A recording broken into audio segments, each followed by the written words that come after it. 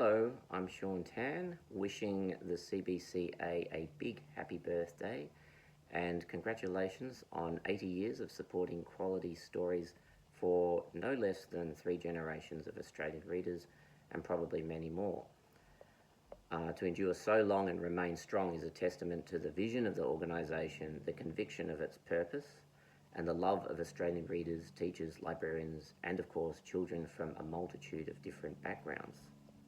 I was one of those kids who first encountered the CBCA through a small table of revered paper and hardback books set up each year in our primary school library, decorated with papercraft, balloons and sellotape fantasies announcing chosen examples of the best of Australian children's literature for the year.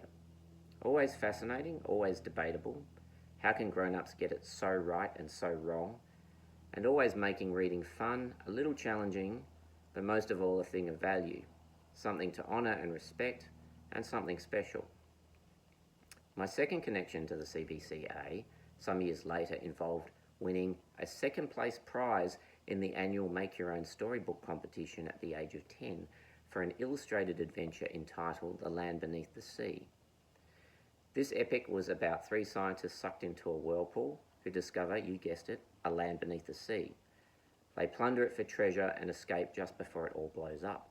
Alas, the book itself was lost to its own whirlpool of time, but that treasured prize, a lucrative $10 book voucher, which I spent on Victor Kelleher's Master of the Grove, always came to mind when I made a decision many years later in my early 20s to try illustrating books for a younger audience. Which brings me to my third, but certainly not final brush with the CBCA, winning a Crichton Award, the CBCA Award for a New Illustrator, for an otherwise overlooked and pretty obscure picture book called The Viewer with Gary Crew.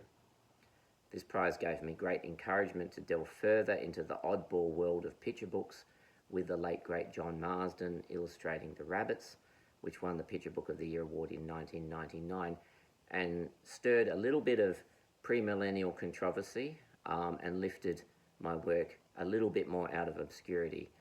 I'm hugely thankful to the CBCA award judges for even considering my work over the years and not being afraid to take a punt on the weirdness and uncertainty in them and many of the other great books by my fellow writers and illustrators.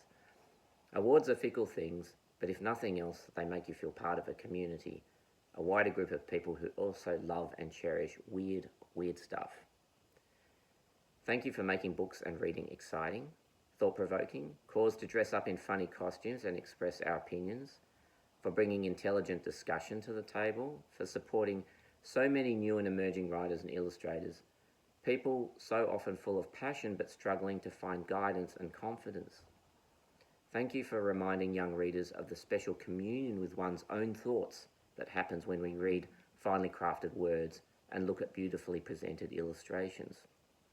For young Australians, reading remains one of the main ways we have of figuring out who we are, and perhaps more importantly, who we would like to be.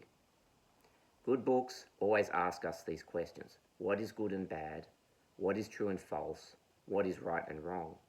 Good books won't answer any of those questions, but they will help us answer these questions for ourselves, drawing from the deep wells of compassion and conscience inside all of us into the light of the page or the screen, which is exactly what young people need for the challenging years to come. Thank you, CBCA, and congratulations and happy birthday.